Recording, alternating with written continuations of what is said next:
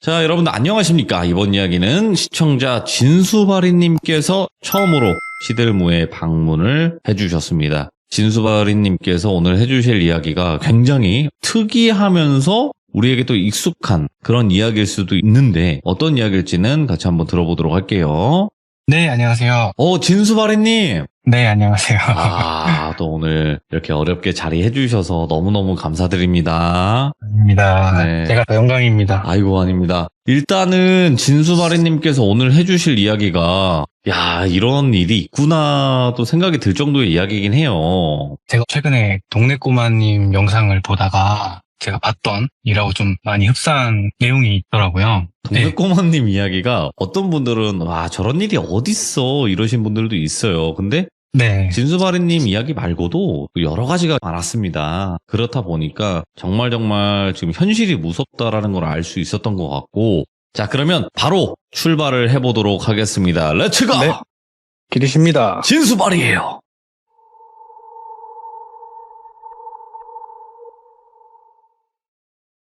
제가 오늘 들려드릴 이야기는 조금 조심스럽긴 한데, 뭐 특정만 안 하면 되니까요. 네, 제가 최대한 특정 안 되게 각색도 좀 하긴 했어요. 그래서 한번 그렇게 진행해 보겠습니다.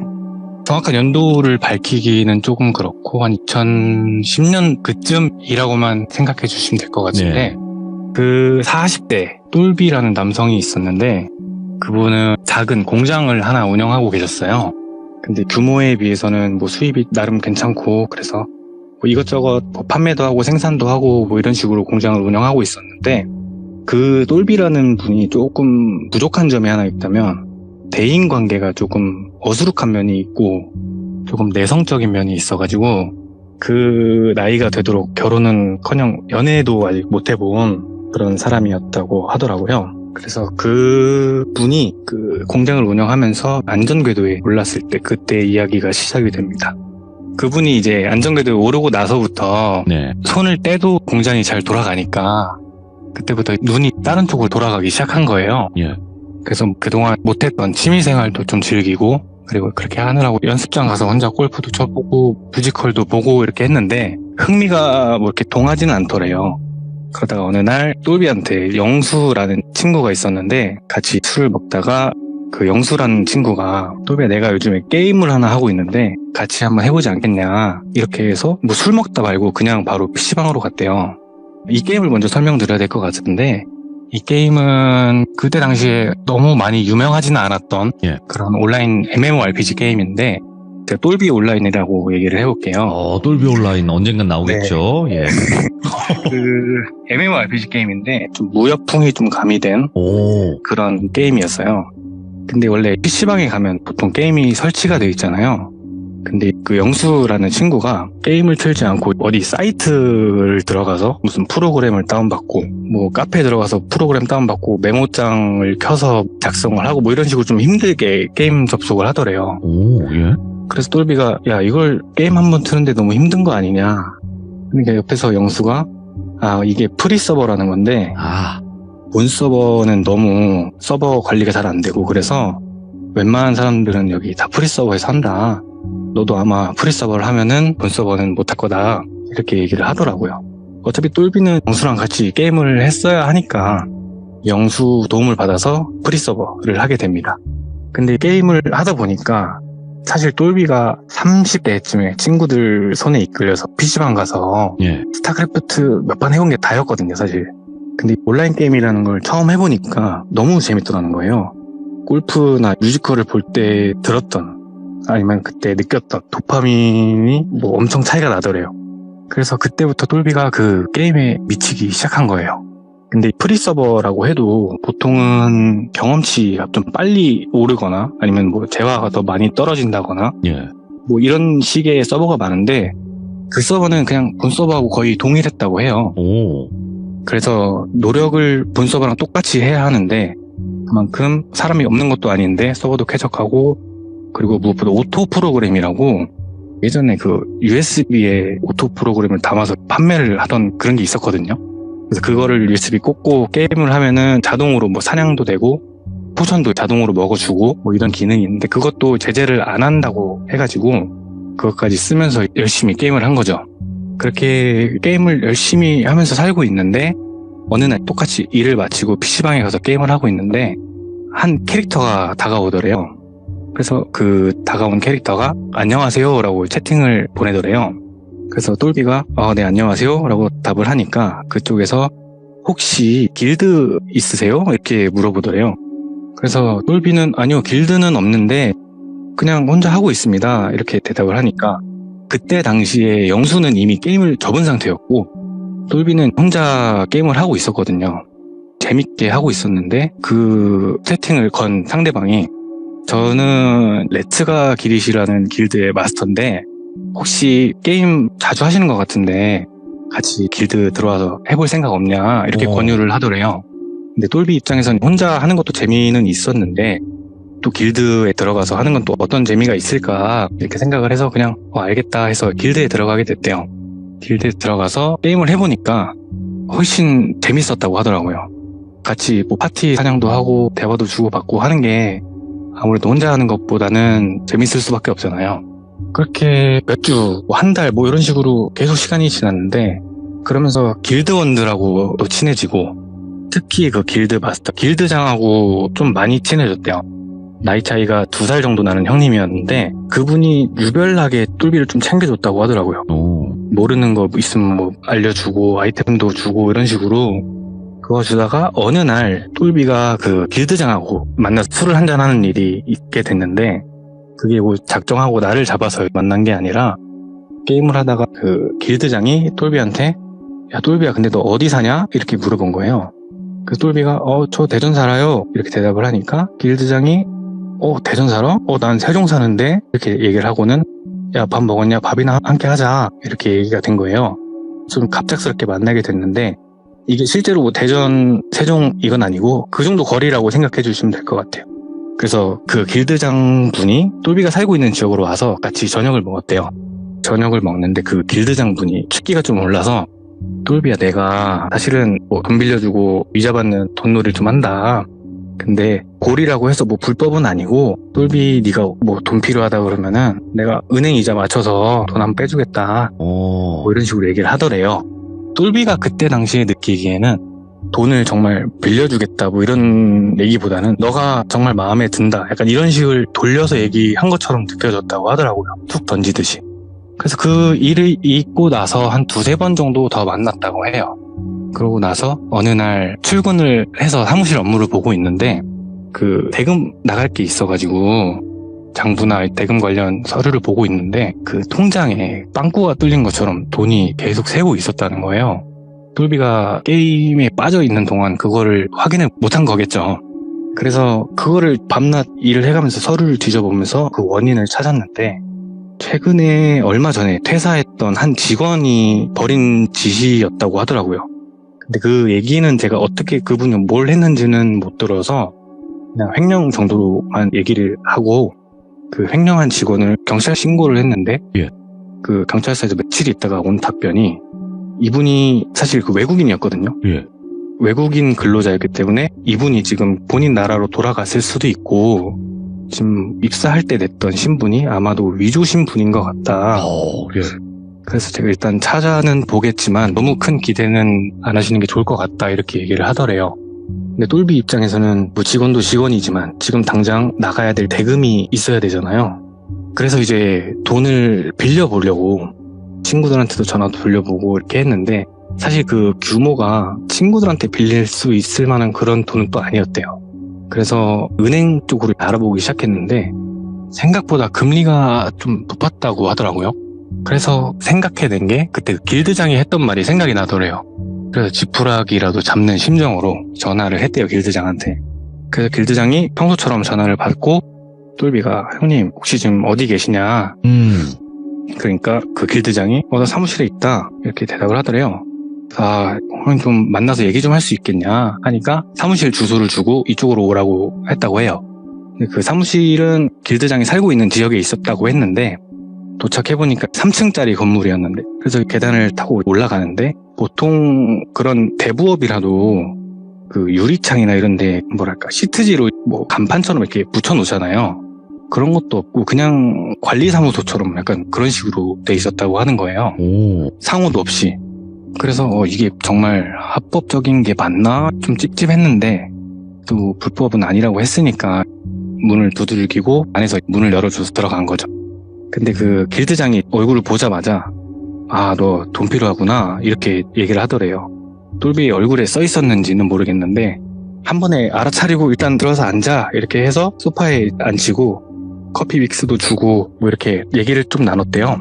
형님, 내가 요즘 공장에서 이러이러한 일이 있어서 지금 대금이 좀 밀렸는데 전에 얘기했던 그 금리 낮게 돈 좀 써줄 수 있겠냐 이렇게 물어보니까 길드장이 아이고 은행 뭐 이것저것 다 알아봤을 텐데 얼마나 힘들면 여기까지 찾아왔겠냐고 내가 얘기한 것도 있고 너는 최저금리로 해주겠다 이러더니 뭐 얼마가 필요하냐 그래서 뭐 원하는 금액을 얘기를 했대요.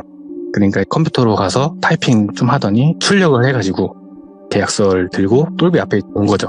근데 한번 천천히 읽어보라 이렇게 하는데 똘비가 그걸 천천히 읽어봤는데 뭐 특별하게 눈에 띌 만한 점은 두 가지가 있었는데 한 가지는 금리가 정말 낮았대요. 그 은행보다도 훨씬 낮았대요. 그래서 정말 이대로 해주려나 하고 넘기는데 다음 장에 연체이자라는 항목이 눈에 들어오더래요. 연체이자가 보통 법정 상한선이 있잖아요. 근데 그거를 몇십 배를 뛰어넘는 거기에 복리로 매일매일 늘어나는 그런 방식으로 돼 있었다고 해요. 그래서 형님 이거 뭐냐고 그러니까 이제 그 길드장이 이거 하도 돈 빌리고 안 갚는 사람들이 많아서 겁주기용으로 항목 넣은 거다. 네가 그렇다고 연체할 건 아니잖아. 뭐 연체 안 할 거잖아. 이렇게 얘기를 하더래요.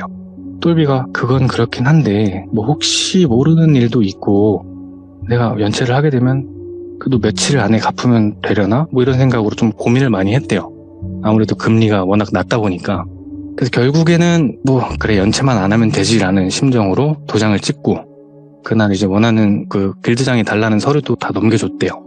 그래서 돈이 그날 바로 나오고 뭐 대금도 내고 뭐 직원들 임금도 주고 이런 식으로 돈을 이제 쓰다 보니까 대출 받았던 돈이 다 사라진 거죠.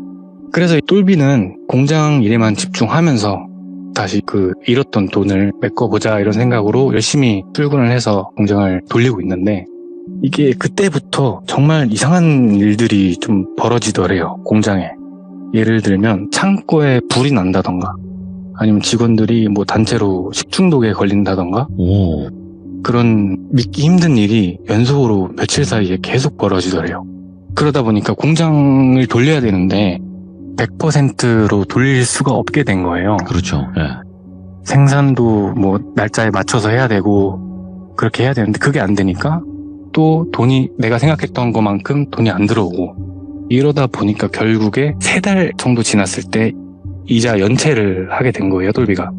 그래서 이자 연체가 돼서 길드장한테 전화를 한 거죠. 형님, 내가 좀 일이 있어서 공장이 좀 문제가 있어서 그 연체를 좀 할 것 같은데 이거 납기를 좀 밀어줄 수 없겠냐 이렇게 요청을 했더니 길드장이 갑자기 태도를 바꾸면서 야, 내가 이런 사정까지 봐줘야 되냐고 이렇게 얘기를 하더래요.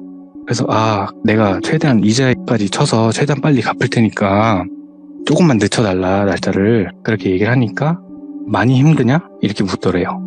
그래서 정말 많이 힘들다고 이렇게 답을 하니까 그러면은 내가 정도 있고 뭐 같은 길드원으로서 내가 기회를 한번 줄게 이렇게 얘기를 하더래요.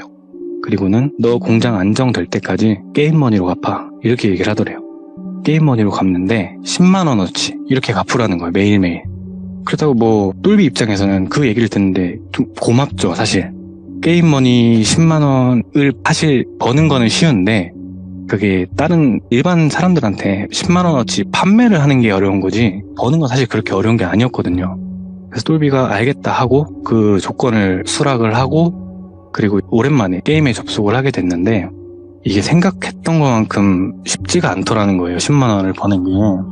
그래서 왜 그런가 하고 생각을 해보니까 이게 안 하던 사이에 그 운영자가 이게 업데이트를 한 건지 뭐 드랍률도 조금 낮아졌고 그리고 조금 몬스터가 리젠되는 속도도 좀 늦어지고 이렇게 뭔가 조정이 됐다고 하더라고요. 느끼기에.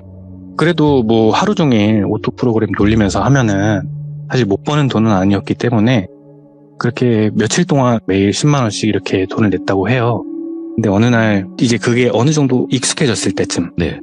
공장도 다시 복구를 해야 되니까 그 똘비가 PC방에서 이제 게임을 하다가 PC방에 매일 오는 학생이 몇 명 있었는데 네. 그 중에 한 명을 골라가지고 혹시 알바를 한번 해보지 않겠냐.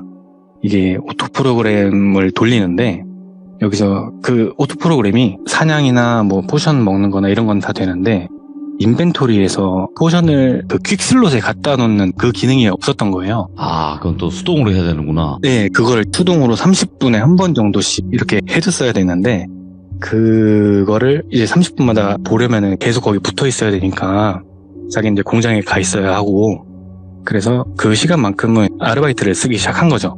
근데 그게 뭐 눈치채셨을지는 모르겠지만 그게 저입니다. 아, 본인이었구나. 예. 네, 그게 그 아르바이트가 저였고 예. 아무튼 똘비 아저씨가 저한테 아르바이트를 맡겨놓고 공장에 좀 집중을 하기 시작했는데 또 뭔가 일이 나는 거예요.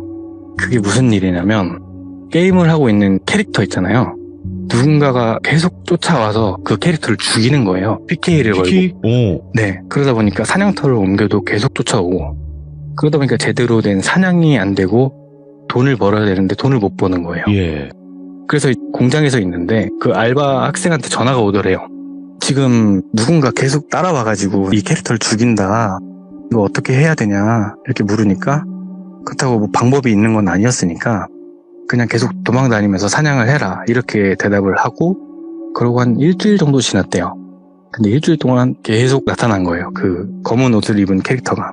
근데 어느 날 일주일 정도 지나고 회사를 마치고 PC방에서 계산을 하고 집으로 돌아가는데 똘비가 이제 주택을 살고 있었거든요. 근데 주택 앞에 웬 승합차 한 대가 이제 서 있더래요. 그래서 뭐지? 하고 그냥 신경 안 쓰고 집에 들어가려는데 갑자기 집 앞에 가까이 왔을 때 승합차 문이 열리면서 덩치가 큰 남성분들이 내려서 본인을 정말 순식간에 차에 던져놓더라는 거예요. 그래서 소리를 지를 틈도 없었고 차 안에서 질러봤자 뭐 밖에서 크게 들리지는 않잖아요. 그래서 그 안에서 눈 가리고 뭐 입도 막고 해가지고 어디론가 한 20-30분 정도를 가더랍니다. 근데 도착해서 내려보니까 몇 년은 안 썼을지 모르겠는 폐공장이더래요. 공장 부지 안에도 막 풀이 높게 올라와 있고 안 쓴 지 굉장히 오래돼 보이는 그런 공장이었대요. 근데 그 안으로 던져놓더니 3-4명이서 본인을 그렇게 무자비하게 좀 밟기 시작하더랍니다. 얼굴을 제외한 모든 곳을 다 맞았다고 하더라고요. 얼굴을 왜 안 때렸는지는 모르겠는데 뭐 무기를 쓴 건 아니고 그냥 주먹, 발로 그냥 죽을 때까지 때렸다고 하더라고요. 그래서 그렇게 맞고 내가 정말 죽겠다 싶을 정도까지 됐을 때 다시 목덜미를 잡고 차에 태운 다음에 본인을 집 앞에 다시 던져놓더래요. 그때까지 아무 말도 하지 않았거든요. 근데 조수석 창문이 딱 열리면서 너 똘비 온라인 하지? 이렇게 묻더래요. 오. 그래서 똘비가 네? 이렇게 물으니까 그거 하지 말라고 내가 얘기했어. 이런 식으로 얘기를 하고 그냥 가더래요. 그래서 내가 도대체 왜 이런 꼴을 당해야 하나 이런 생각으로 가만히 있다가 결국에는 똘비가 그 계약 내용을 예. 사실 그게 불법이라는 걸 알고는 있었거든요. 그래서 이거는 내가 파산 신청하고 변호사 선임하면은 이 빚은 어떻게든 변제될 수 있겠다라는 생각을 해서 예. 백기를 들어야겠다 이 생각으로 다음날 이제 출근을 해서 아르바이트한테 전화를 해서 이제 아르바이트를 그만해도 되겠다. 그동안 네. 고생했다. 이렇게 얘기를 하고는 길드장한테 문자를 한 통 남기는데 형님 내가 너무 힘들어서 더 이상은 게임도 못하겠고 빚 변제도 좀 힘들 것 같다.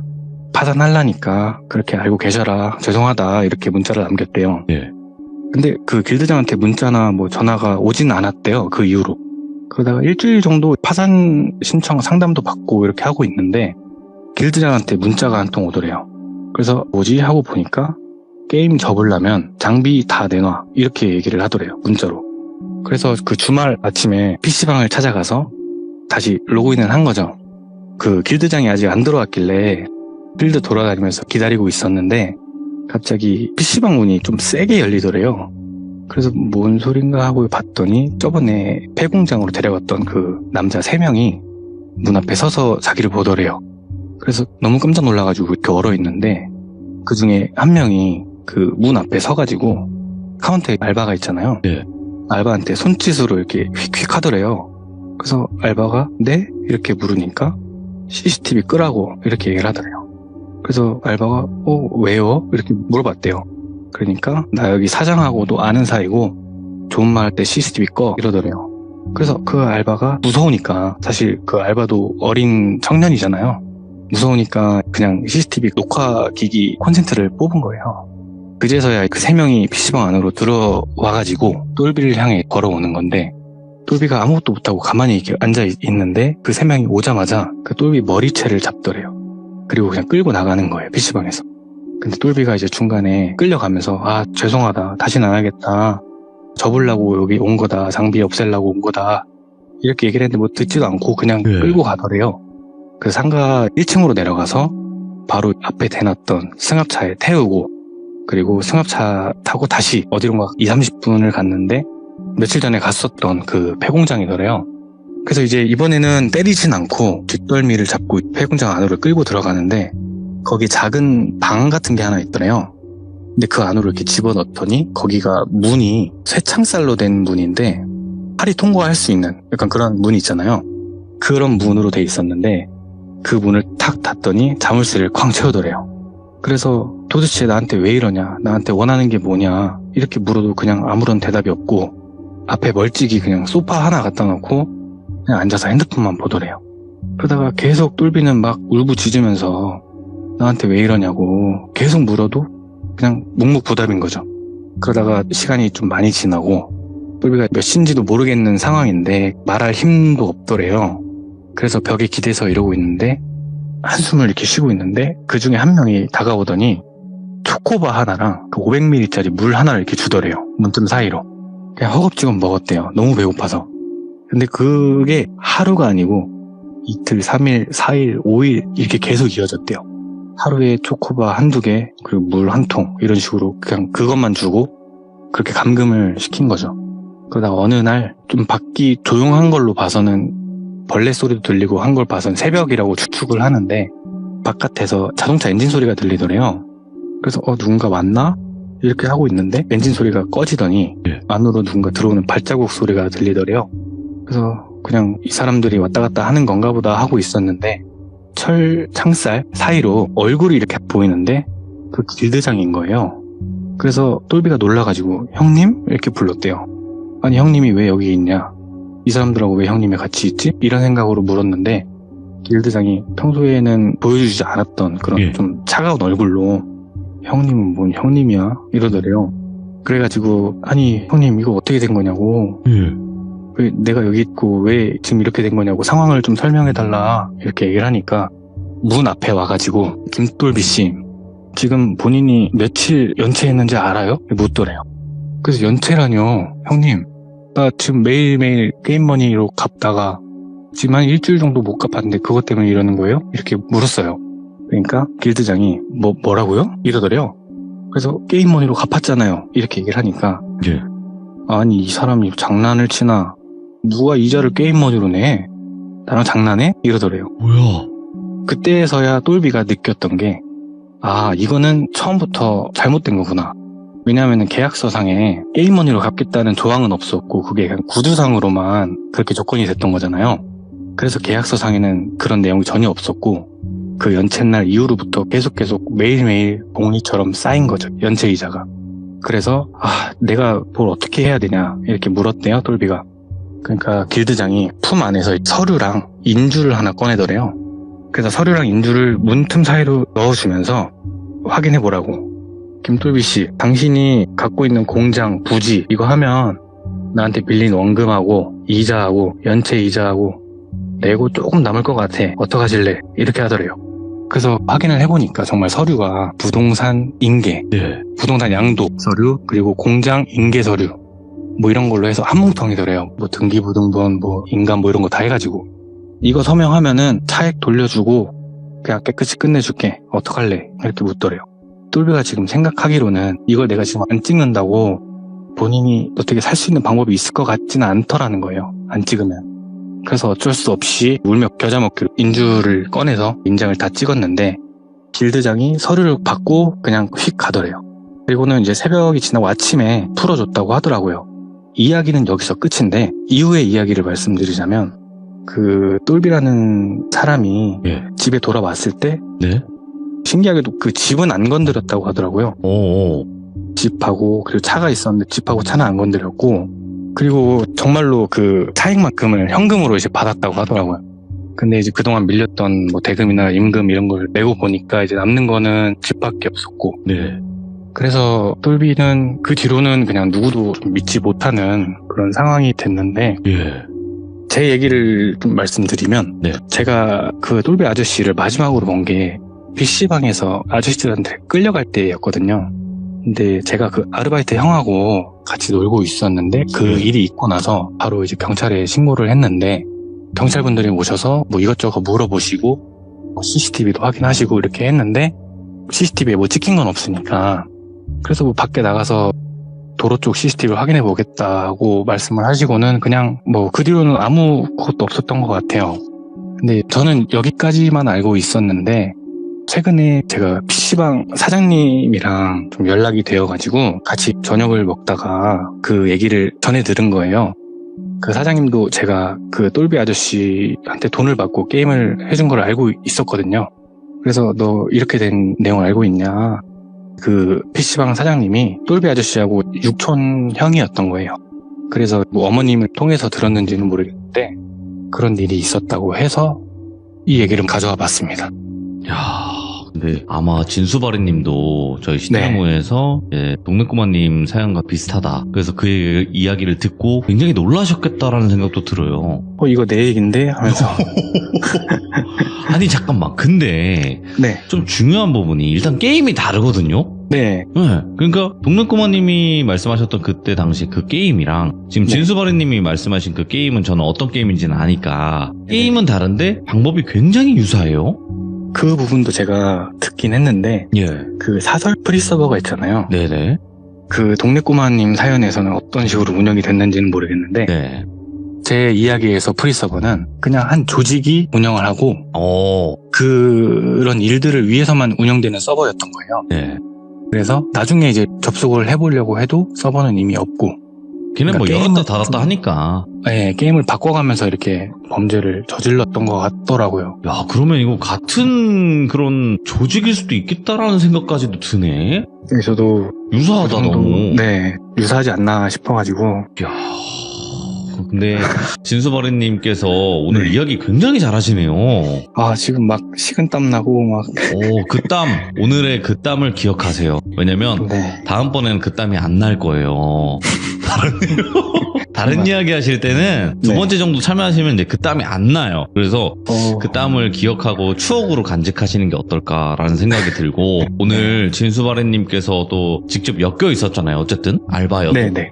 네. 그러니까 더 섬뜩한 현실 공포였던 것 같고, 게임을 하려면 본섭에서 하시는 걸 네, 그게 맞는 것 추천드립니다. 같습니다. 원래 이제 프리서브라고 예전에 한참 유행했을 때가 있었어요. 뭐 레벨도 빨리 네, 네. 오르고 네. 막 세지고 하니까 많이들 했었는데, 그쵸. 근데 굉장히 섬뜩한 이야기를 또 들려주셔서 감사드리고, 다음번에 네. 또 다른 이야기로 꼭 찾아와 주시길 바라겠습니다. 네, 감사합니다. 고맙습니다. 네. 동네꼬마님의 이야기 중에 굉장히 유사하고 비슷한 이야기가 있었고, 아마도 진수바리님은 그 이야기를 듣고 굉장히 놀랐을 거예요.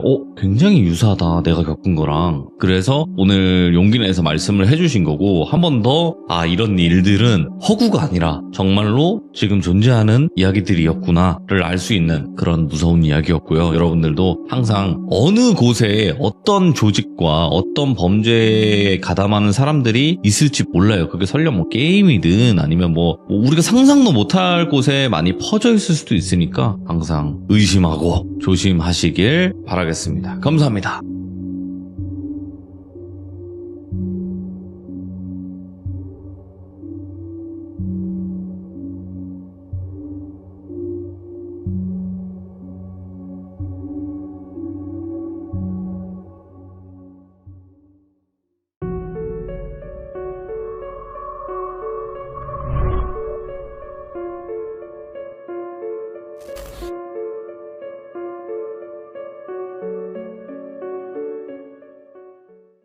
자, 이번 이야기는 시청자 연어님께서 찾아와 주셨습니다. 오늘 연어님께서 준비하신 이야기 어떤 이야기일까요? 빠르게 만나보도록 할게요.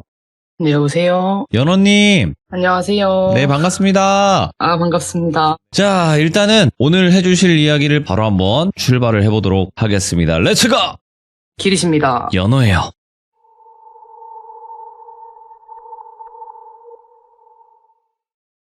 오늘은 제가 직장에서 겪은 일을 말씀드릴 건데, 저는 현재 영어 강사로 일을 하고 있고, 일한 지는 이제 한 4년 정도 된 새끼 강사예요. 어우, 예. 전에 일했었던 학원에서 있었던 일인데, 사전에 미리 말씀드리면 제가 일했었던 학원이 그때 당시는 부산이 아니었기 때문에 네. 그냥 대한민국 어딘가에 있는 학원이다.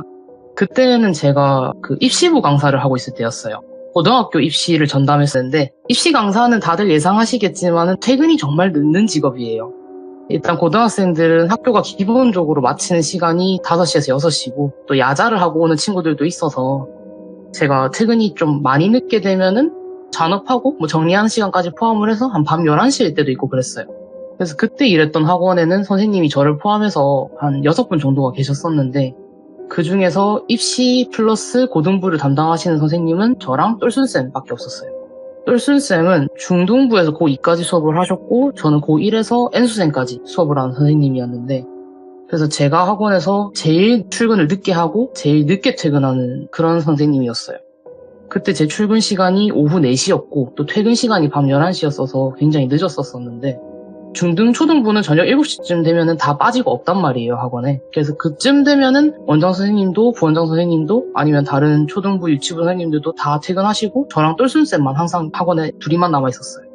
그러면 이제 학원을 문을 닫고 나가야 되니까 마지막 사람이, 이 학원 마감은 저랑 똘순쌤만 돌아가면서 매일 했었었는데, 제가 정확한 요일은 기억이 안 나더라도 날짜는 기억이 나는 게 보통 주 3회 정도는 제가 하고 똘순쌤이 주 2회 정도를 마감을 하셨었어요.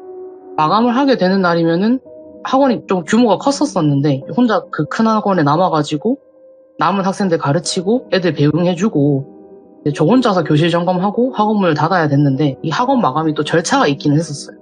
간단하긴 했는데 강의실이 저희가 한 10개 정도 있었었는데 그 강의실들을 다 돌아보면서 혹시나 숨어 있거나 남아있는 학생은 없는지 살펴보고 전기 난로나 에어컨 같은 것들이 또 계절에 맞게 켜져 있지 않은지 점검을 하고, 예. 화장실에는 사람이 없는지 그것도 확인을 다 하고 나서 원장실에 들어가서 학원 내에 있는 스위치를 전부 내리고 나가서 문 잠그고 보안 시스템을 켜야 되는 게 저희 절차였어요. 근데 이때 저희가 꼭 학생들이 남아있는지 안 남아있는지를 문을 열고 확인을 해야 됐던 게, 종종 아이들이 가출을 하거나 아니면은 학교 마치고 아니면 학원 마치고 자기들끼리 놀고 싶은데 그런 공간이 없으니까 네. 학원에 남아서 그런 식으로 이렇게 노는 친구들이 있었거든요. 저희도 한번 그게 걸려서 경찰 쪽하고도 좀 문제가 된 적이 있었어가지고 제가 그걸 꼭 확인을 했었어야 됐어요. 그날에도 저는 애들 수업이 다 끝이 나고 엘리베이터로 애들 잘 가 배웅을 해주고 마감을 하려고 준비를 하고 있었는데, 그때가 제가 일했던 학원이 교실 불을 전부 다 원장실에서 제어를 할 수 있었어요. 각 교실엔 스위치가 없었고 애들이 자꾸 갖고 놀아가지고, 그래서 원장실에 들어가서 교실 불 다 켜고 예. 방문을 하나하나 열면서 점검을 하는데, 제가 좀 기운을 타는 편이잖아요. 볼 것도 좀 보고 하는 편이니까 예전만큼은 좀 귀신을 보는 편은 진짜 아니에요. 진짜 네. 여긴 있겠다 싶은 데를 가지 않는 이상은 잘 안 보이는데, 그래서 더 예민해진 것도 있거든요, 옛날보다. 네. 예전에는 좀 예상이라도 됐고 멀리서라도 보였었는데 이젠 진짜 언제 어디서 제가 갑자기 볼지 모르는 일이어가지고 오히려 좀 더 제 기운 타는 거를 맹신하게 된 느낌이 강하거든요. 그래서 저는 제가 조금 이상하다 싶은 일은 절대 안 하려고 들고 그러는 편인데, 그날은 마감을 하려고 복도를 걷고 있는데 갑자기 이상하게 그 유치부 교실 문이 열기가 너무 싫은 거예요. 근데 평소에는 애기들이 붙여놓은 그림이나 뭐 수업하면서 쓴 교구 같은 것들이 되게 귀여워가지고 저는 애들을 좀 좋아해서 방에 일부러라도 혼자 들어가가지고 구경도 하고 나오고 그러는 편이었는데, 이상하게 그날은 유치부 교실 문고리에 손이 안 가는 거예요. 계속 쎄한 기분이 느껴지니까 어떡하지 하다가 뭐 유치부는 4시 5시쯤 마감 치고 간 지가 거의 한 5, 6시간 지났으니까 확인할 게 있겠나 싶어가지고 그냥 다른 교실들만 빠르게 문을 열어서 있나? 없네? 하고 닫고, 뭐 있나? 없네? 하면서 닫고 이제 그냥 학원을 도망치듯이 나갔어요. 그날 기분이 너무 이상해가지고. 그러고 다음날에 전 퇴근이 늦었으니까 좀 오전 늦게까지 잠을 자고 있었는데 원장 선생님한테 전화가 오시는 거예요. 원장 선생님이 전화가 오셔가지고 저한테 하는 말이, 쌤, 뭐 물어볼 게 있어서 전화를 했어요. 혹시 어제 유치부반은 퇴근하시기 전에 안 들어가셨어요? 하고 물어보시더라고요. 제가 유치부 점검을 안 한 건 사실이니까 그걸 어떻게 아셨지 싶은 거예요. 그래서 CCTV를 보셨나? 근데 그런 걸로 또 뭐라 하실 분이 아니신데 싶어가지고 네, 제가 어제 겁이 너무 많이 나가지고 확인을 좀 못했어요. 죄송해요 하고 통화를 드리니까 원장쌤이 그래요? 일단 알았어요. 나중에 학원에서 봐요 하시더라고요. 그러고 이제 통화를 끊었는데 이게 좀 찝찝한 거예요. 아무래도 제 입장에서는 오너한테 전화가 온 거니까. 그래서 이런 걸로 뭐라 하실 분이 아니신데 왜 그러시는 거지 싶어가지고 그날은 제가 다른 선생님들 커피까지 사갖고 출근을 좀 일찍 했어요. 그러고 이제 원장실에 들어가니까 선생님 혹시 어제 유치부에 전기난로 같은 거 켜져 있었어요? 하면서 원장 선생님한테 여쭤봤어요. 원장 선생님이 그런 거 아니라고, 그런 게 아니고 오늘 아침에 유치부는 애기들이 면역력이 약하니까 교실 책상을 맨날 소독을 하시는데 그날도 소독을 하러 들어갔더니 그 교실 뒤편 게시판에 붙여놓은 애들 그림이랑 알파벳 판그 같은 것들이랑 포스터 같은 것들이 다 떨어져 있더래요, 땅바닥에. 그래서 저희가 층수가 그때가 4층이었는데 혹시나 어제 배관 타고 고양이 같은 것들이 들어왔다 갔거나 바람이 많이 불어서 떨어졌나 하면서 그런 얘기를 하시더라고요. 그러면서 찍으신 교실 사진을 보여주시는데 진짜로 그 방이 완전 엉망진창인 거예요. 다 떨어져가지고 앞정 같은 것도 굴러다니고. 근데 그때 그 유치부 선생님이 좀 되게 깔끔한 스타일이셨어요. 청소도 좀 열심히 하시고 또 저한테도 맨날 연어쌤 칠판 꼬라지가 왜 이러냐면서 칠판 클리너 같은 거 나눔해주시고 그런 분이셨었는데 그런 분이 교실을 저렇게 엉망으로 만들어 놓고 퇴근을 하셨을 리가 더더욱 없어서 제가 원장 선생님한테 혹시 복도 CCTV 확인해 보셨냐 하니까 학원에 워낙 애들이 많다 보니까 추정이 안 된다고 하시더라고요. 그래서 그냥 그날은 저도 바람이 많이 불어서 떨어졌거나 저런 것들이 그냥 자연스럽게 떨어지는 일들이 종종 있으니까 하나 떨어지면서 그냥 아다리가 맞아갖고 연쇄적으로 이렇게 떨어진 거 아니겠냐 하면서 그냥 넘어갔어요. 그리고 저는 그 다음 마감 때부터는 별일이 없었어가지고 그냥 가벼운 해프닝이었네 하고 취급을 하고 한 달 정도가 흘렀는데 저랑 같이 돌아가면서 마감을 하시던 똘순쌤이 갑자기 돌연 퇴사 선언을 하시는 거예요. 자기가 이제 일을 그만두게 됐다고. 제가 그래서 왜요? 하고 얘기를 들어보니까 중등부 전환을 요청을 하셨대요. 근데 학원에는 저희가 들어오기 전부터도 몇 년 전부터 중등부 수업을 전담하고 계신 분이 계셨었어가지고 그게 전환이 좀 어려워서 퇴사를 한다라고 하시더라고요. 그때가 2학기 기말고사가 거의 직전이었어서 기말고사까지만 수업하시고 곧장 퇴사하시는 걸로 이야기가 다 진행이 돼가지고 똘순쌤하고 저만 입시부 강사였기 때문에 제가 급하게 똘순쌤 수업 몇 개를 인수인계를 받게 됐었어요. 그래서 이제 둘이만 남아가지고 무슨 얘기를 하다가 똘순쌤이랑 저는 교육 가치관도 다르고 수업 스타일도 다르고 성격도 좀 안 맞고 그냥 좀 나이 차이도 좀 많이 났었어가지고 서로 그냥 비즈니스 관계를 유지하는 그런 사이였는데 똘순쌤이 인수인계를 거의 마칠 즈음에 자기 이제 퇴사도 하는데 저보고 그냥 술이나 한잔 하자고 하시더라고요. 그래도 1년 동안 같이 업무 공유도 하고 애들 수능 수업도 하면서 보냈는데 자기가 퇴사 기념으로 이제 술 한잔 사주시겠다 해가지고 제가 똘순쌤을 따라서 학원가 근처에 동네 술집으로 갔어요. 좀 어색하기도 하니까 술 한잔 두 잔 하면서 얘기를 하는데 똘순쌤이 저한테 좀 궁금한 게 있다는 거예요.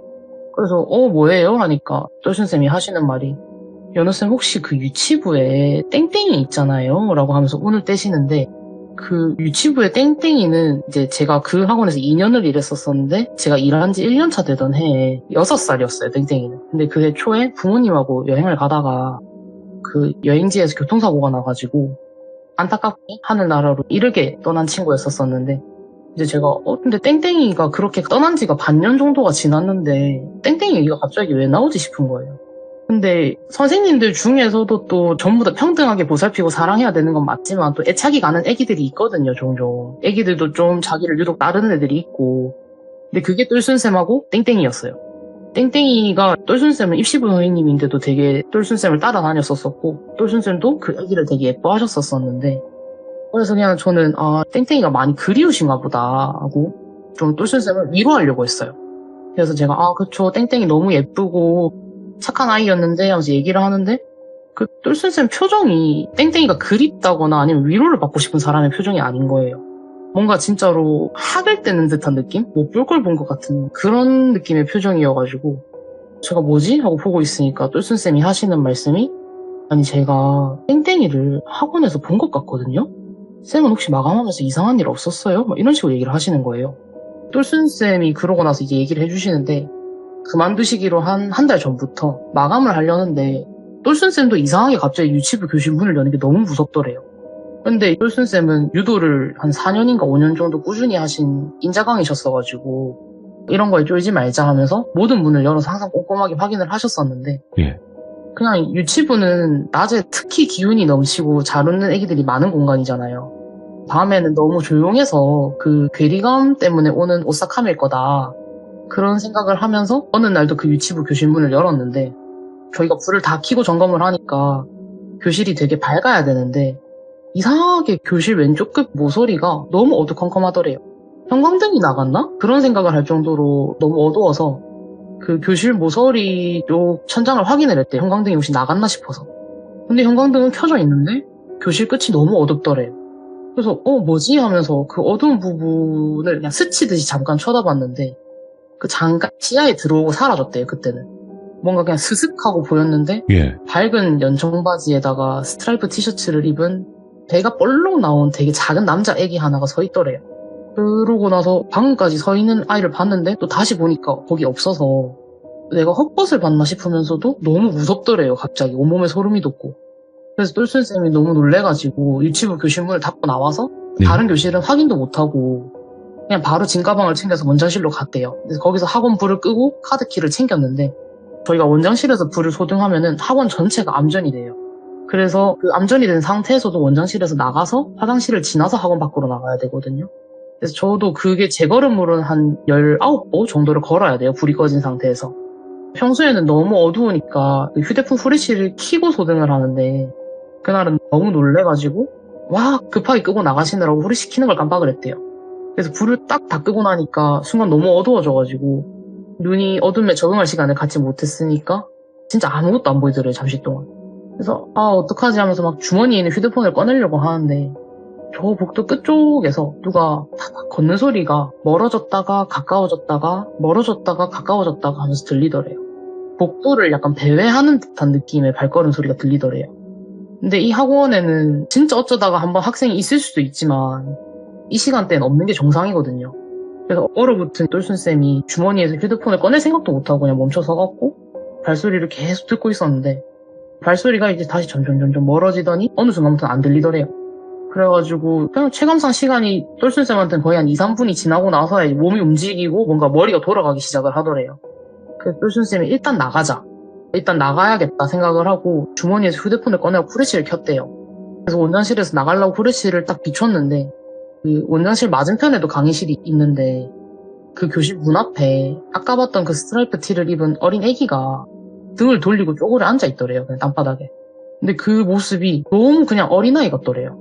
그냥 살아있는 어린아이. 그래갖고 똘순쌤은 순간적으로 홀린 듯이 그 밤 11시가 가까운 시간에 저 정도로 작은 체구의 아이가 학원에 있을 리가 없는데도 그냥 살아있는 사람인 줄 알았대요.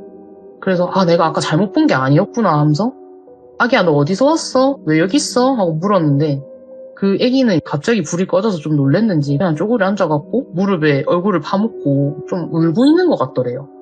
근데 그 모습을 보는데 똘순쌤이 갑자기 무서운 마음이 다 사라지고 저 애기를 내가 당장 안아줘야겠다는 생각이 머릿속에 들더래요. 그래서 똘순쌤이 막 달려가서 애기를 안아 올리려고 아이한테 이렇게 손을 딱 뻗었는데 그 영화처럼 머리 안에 문장 하나가 이렇게 날아와서 꽂히는 느낌이 들더래요. 그냥 딱 하고 생각이 나면서 머리 안에도 그 글자가 보이는데 예. 이거 사람 맞나? 하는 생각이 딱 들더래요. 이게 분명 어린아이의 모습인데도 그냥 이상하게 그런 생각이 갑자기 머리에 꽂히면서 애한테 향하던 발걸음을 바로 돌려서 문 밖으로 나가셨대요. 그냥 문도 안 잠그고 일단 뛰어내려가셨다가 잠시 후에 좀 혹시나 하는 마음에 경비 아저씨 두 분이랑 같이 올라오셨는데 학원에 아이는커녕 뭐 아무도 없었고 학원 CCTV에도 복도캠을 저희 선생님이 확인을 하셨는데 그냥 혼자 놀래갖고 뛰어다니시는 모습만 찍혔대요. 그래서 내가 본 게 귀신이구나 그런 생각들을 하시면서 일단은 그날 집으로 돌아가셨고 똘순쌤이 다음날이 돼도 그 놀란 마음이 진정이 안 되더래요. 그 애기의 옷이나 그 작은 뒤통수? 뭐 그런 것들이 잠시 느낀 거지만 진짜 살아있는 사람이라고 착각을 할 정도로 너무 생동감이 넘쳤어가지고 그게 피곤해서 헛걸을 봤다는 생각도 안 들더래요. 그리고 그날 이후로 똘순쌤의 그 마감일이 있은 이후로 그 후 이틀은 제가 마감이었대요. 그래서 며칠은 무사히 지나갔고 똘순쌤은 그날 이후로 마감이 너무 무서운데 저는 또 아무렇지 않게 그냥 다음날과 그 다음날에도 마감을 하고 있으니까 그냥 잠깐 일어난 해프닝이었나? 그냥 내가 너무 피곤해갖고 그냥 진짜 잘못 본 건가 하는 생각을 했대요. 사람이 시간이 지나면 공포감이 줄어드니까. 그래서 제가 이틀 마감을 하고 다시 똘순쌤이 마감을 하는 날이 왔는데 그날은 애들 모의고사 했었어가지고 뭐 등급 나온 거 학원컴에다가 기입하고 뭐 이런 업무를 급하게 했었어야 돼서 퇴근을 못하고 잠깐 앉아 있었대요, 교실에. 근데 학원 가보신 분들은 아시겠지만은 문이 다 막혀있는 학원도 있지만은 대부분 학원들이 문에 길게 창이 하나 나 있어요. 저희 학원도 문에 폭이 한 10cm, 높이는 110cm 정도 될 것 같은 긴 창이 문에 나 있었는데 그 창에서 시선이 느껴지더래요. 근데 가끔 애들이 거기 붙어서 장난치거나 아니면 쌤 뭐 하시나 쳐다보는 경우가 있어서 아직 그 마지막 수업했던 고등부 애들이 간지 1, 2분도 안 지났으니까 애들이 뭐 두고 갔나 싶어가지고 창 쪽을 딱 돌아봤는데 그 3일 전에 봤던 스트라이프 티를 입은 애기가 창가에 바싹 붙어서 똘순쌤을 쳐다보고 있더래요. 근데 똘순쌤이 그 얼굴이 갑자기 너무 낯이 있더래요. 얼굴은 처음 봤었었는데 그날 순간적으로 그 무서운 와중에도 자기도 모르게 자세히 들여다보니까 반년 전에 세상을 떠난 유치부 땡땡이더래요. 그래서 놀란 똘순쌤이 자기도 모르게 확 비명을 지르면서 땡땡이 이름을 불렀대요. 그 땡땡이로 추정되는 그 영가가 가만히 서서 선생님을 많이 쳐다보다가 교실 문을 열고 들어오더래요. 그러면서 저벅저벅 걸어 들어오는데 그냥 너무 살아있는 땡땡이 같더래요. 근데 땡땡이가 세상을 떠났다는 건 선생님이 알고 있잖아요. 저희가 장례식장도 다 같이 갔었거든요. 근데 뭔가 그 어린아이답지 않은 진짜 아무 표정도 없는 얼굴로 똘순쌤을 잠깐 한 10초가량 쳐다보다가 사라지더래요. 똘순쌤은 그때 도저히 강의실 밖으로 나갈 자신이 없어져서 집에 있으신 남편분을 불러가지고 그분이 오셔서 마감도 하시고 문을 잠그고 나가셨대요. 그 후에 한 주 동안 남편분이 같이 마감을 해주셨는데 남편분은 계속 니 뭐가 무섭다고 이러는 거냐 뭐 이러면서 마감을 하시는데 계속 똘순쌤 눈에는 그 아이가 흐릿하게든 아니면 스쳐 지나가는 형식으로라도 계속 보이더래요. 똘순쌤 눈에는. 근데 뭐 그럴 때마다 자꾸 그 자기를 빤히 쳐다보던 그 눈동자가 생각이 나는데 그 눈동자에 진짜 아무 감정이 없더래요. 그걸 생각하니까 사람이 진짜 미쳐 나앉을 것 같아갖고 그게 꼭 낮엔 아무한테도 안 보인대요. 자기가 꼭 마감을 하는 한밤중에만 그게 보이니까 이 마감을 쳐야 되는 고등부를 도저히 할 수가 없을 것 같더래요. 그래서 학원 측에다 수업 변경을 요청을 드렸는데 원장 선생님이 뭐 때문에 그러냐고 물어보시더래요. 근데 원장 선생님한테 똘순쌤이 좀 미친 소리 같이 들리실 수도 있겠지만은 일단은 들어달라 하면서 그동안 있었던 일들을 원장 선생님께 다 말씀을 드렸대요. 원장 선생님도 일단 알겠다 하시고 한동안 마감은 원장 선생님이 밤 11시에 나와서 하실 테니까 그냥 애들 시험 기간 끝날 때까지만이라도 좀 일을 해달라라고 얘기를 했대요.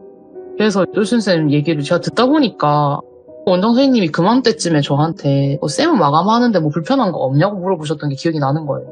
그래서 그냥 그래서 원장 선생님 물어보셨던 거구나 하면서 얘기를 제가 마저 듣는데 똘순쌤이 퇴사하기 하루 전날이니까 저희가 술자리를 가진 날을 기준으로 전날에 그 전날 저녁에 똘순쌤을 부르시더래요. 원장 선생님이 쌤 혹시 봤다던 그 얘기 땡땡이 확실해요? 하고 물어보시더래요.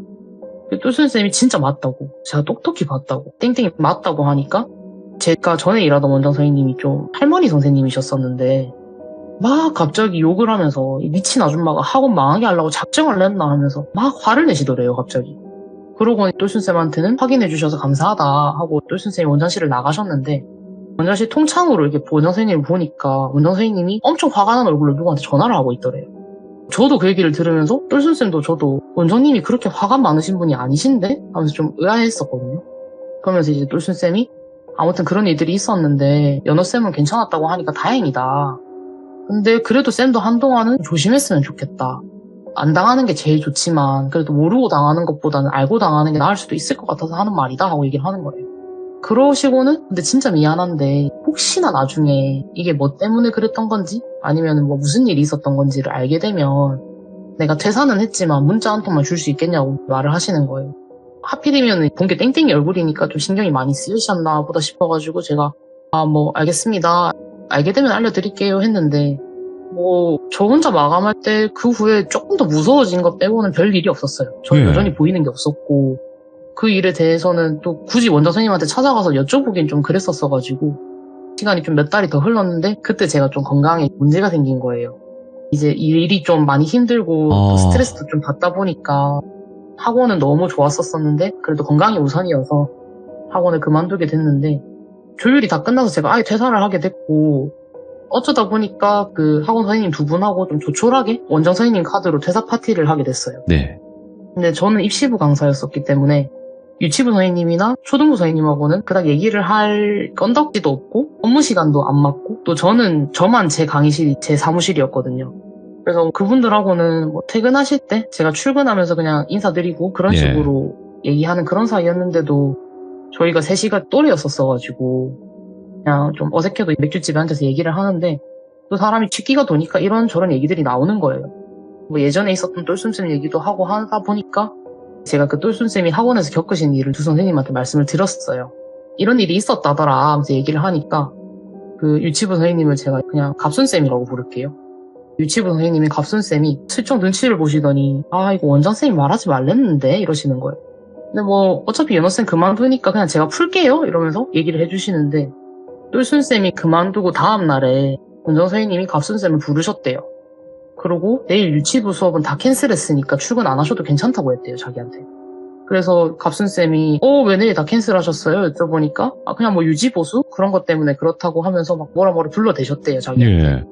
그래서 자기가 수업 시간 안 빠지는 애들은 모아서 시청각실에서 영화나 한 편 틀어줄 테니까 신경 쓰지 말고 내일 하루는 쉬어라. 내일 수업 없다. 이러셔서 그때가 금요일이었어가지고 갑순쌤은 그냥 신이 났대요. 그러면 내일 주말 껴서 여행이나 가야지 뭐 그런 생각을 하면서 대구로 갔는데 막상 이제 놀러 가려고 다음날 아침에 일어나서 생각을 해보니까 딱 정해놓은 옷 스타일에 어울리는 신발을 어제 신고 출근을 했었다가 그냥 학원용 슬리퍼를 신고 그대로 퇴근을 하신 거예요.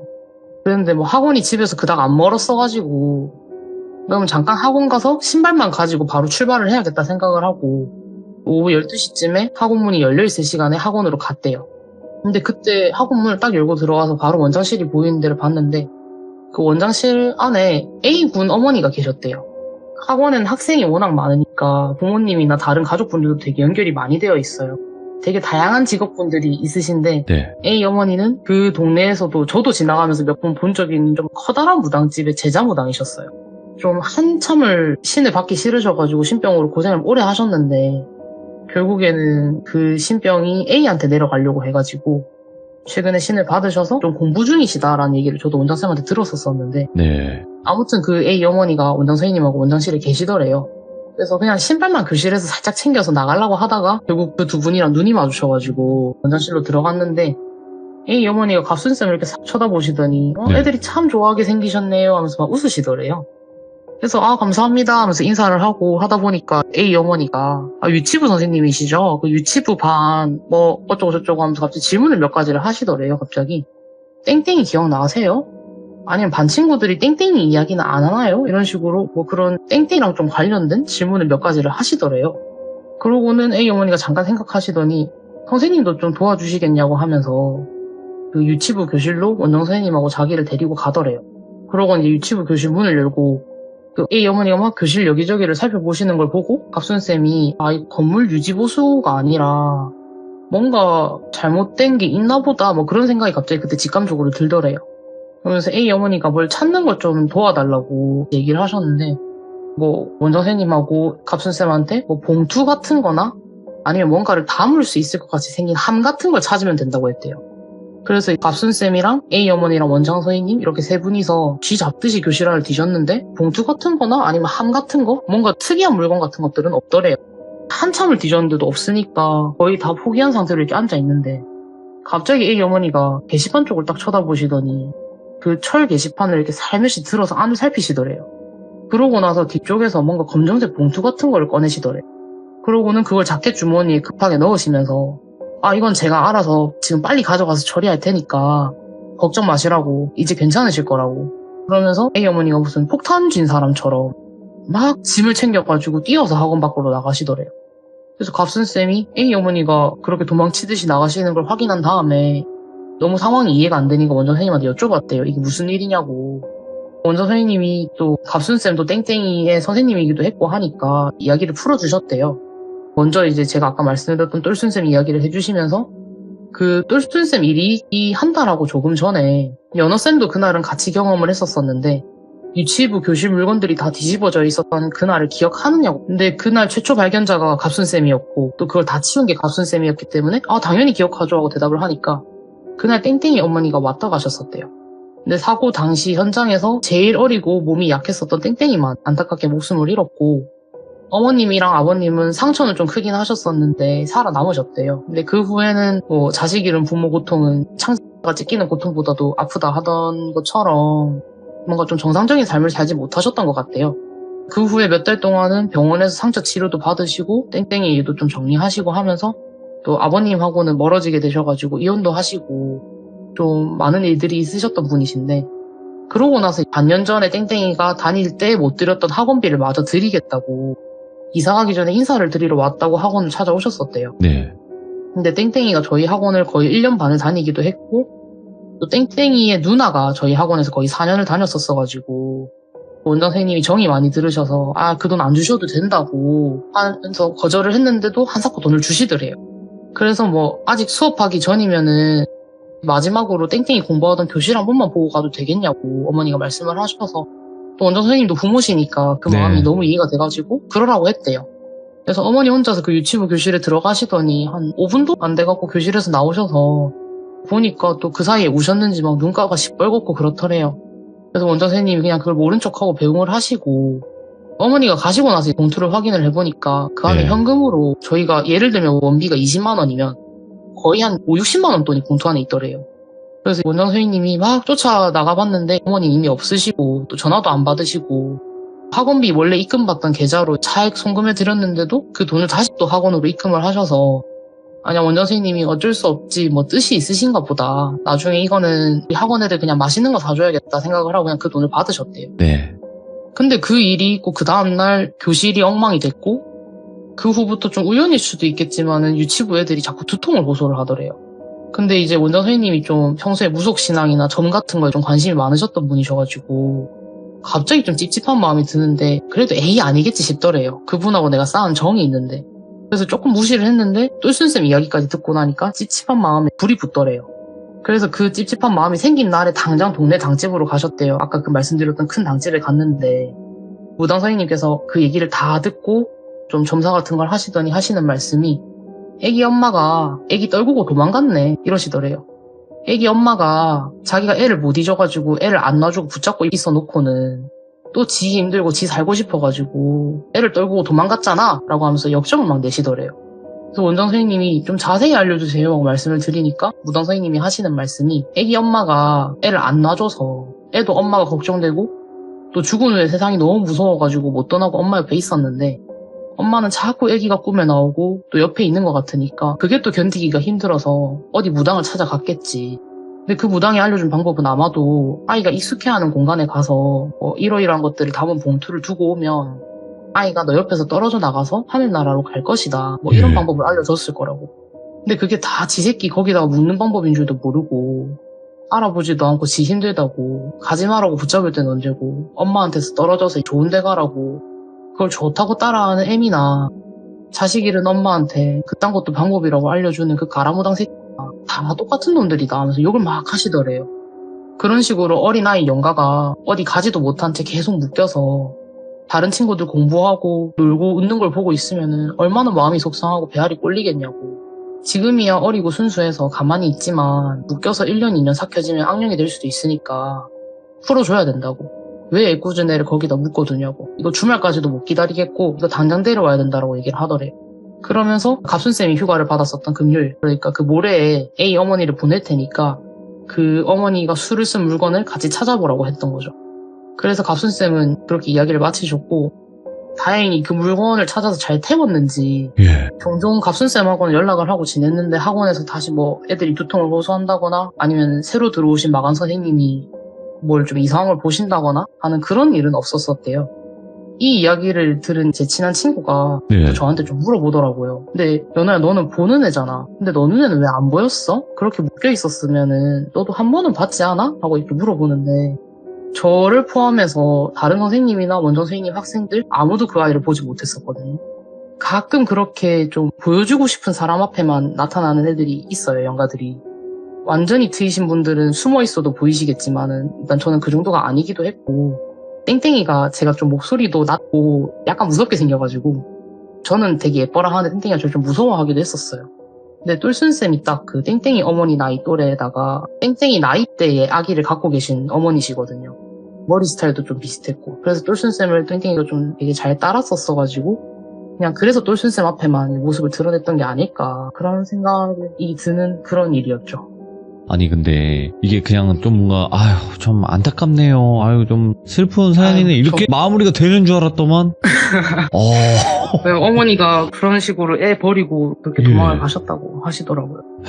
그러니까 슬픈 건 슬픈 거지만 또 요런 안타까운 좀 씁쓸한 마무리도 있었네요. 그래도. 네. 아, 네, 연호님이, 그니까, 그 여러 가지의 감정이 담긴 이야기들을 많이 해주세요. 무서울 때는 진짜 극 무서운 이야기도 있고, 기묘할 때는 기묘하고, 또 슬프면서 또 이거는 뭐 슬픈 마무리가 아니었던, 그 여러 가지를 굉장히 잘 전달을 해주시고, 그리고 앞으로 이야기 해주실 것들이 정말 또 많이 있을 거고, 그 안에서 저희가 여러 가지 이야기들을 많이 듣겠지만, 앞으로도 지금처럼만 잘 전달해주시고 들려주시면 좋을 것 같아요. 연며들었대요. 네, 알겠습니다. 연며들다. 예, 그 말이 맞는 말인 것 같습니다. 오늘 너무 감사합니다, 연호님. 네, 감사합니다. 네. 굉장히 좀 여러 가지 생각이 많이 드는 이야기였어요. 그래서 안타깝고 슬프기도 하지만 한편으로는 또 무섭기도 한 그런 여러 가지의 감정들이 섞여 있는 귀신 이야기였는데 연호님은 겪으신 게 굉장히 많아요, 여러분들. 그래서 앞으로 쭉쭉 업로드가 될 건데 여러분들 연호님 업로드 될 때마다 꼭 한 번씩 들어보시길 바라겠습니다. 감사합니다.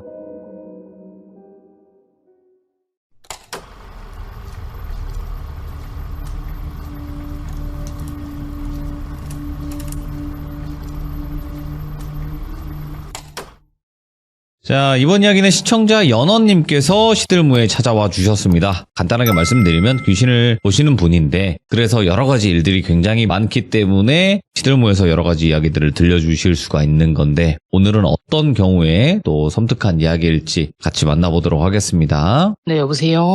연원님. 안녕하세요. 아이고 반갑습니다. 반갑습니다. 네. 자, 오늘 연원님께서 시들무에 찾아와 주셨고 오늘 해주실 이야기는 어떤 이야기가 될까요? 오늘은 제가 네. 대학생 때 기숙사에서 있었던 일에 대해서 조금 얘기를 해드릴까 하는데 야, 기숙사 이거 안 되겠는데? 예. 이게 기숙사가 진짜 사람이 또 많이 살고 하는 데다 보니까 많은 일이 있고 그리고 또 많은 가끔 것들이- 가다가 산속에 지어진 기숙사들이 있잖아요. 저희 학교는 음. 그런 곳이었죠. 그러면 조금 더 많은 네. 분들이 보면 안 될 것들을 목격을 하시곤 하는데 그래요. 그쵸. 오늘 어떤 이야기일지 출발을 해보도록 하겠습니다. 렛츠고! 길이십니다. 연어예요.